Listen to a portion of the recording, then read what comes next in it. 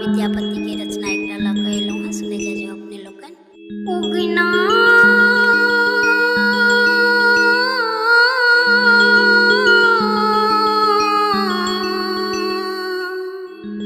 उगना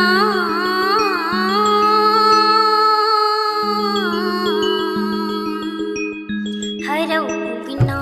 हमारे भंग पिसना कतय गेल रुसना कतय तोरा तक बोरो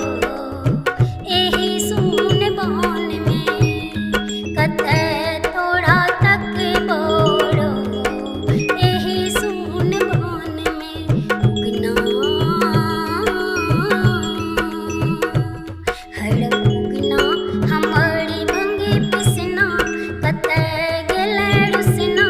कतय तोरा तक बोरो एही सुन बान में एही सुन बान में हम नहीं चिन्हलियौ तो छै उगनमा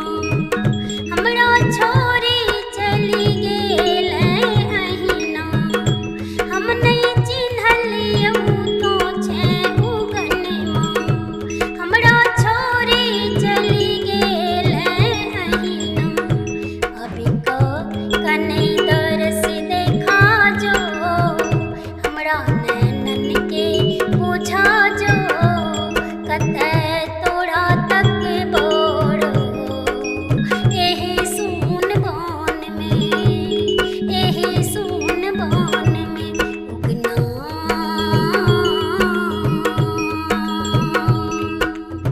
हर उगना हमारे भंग पिसना कतय गेल रुसना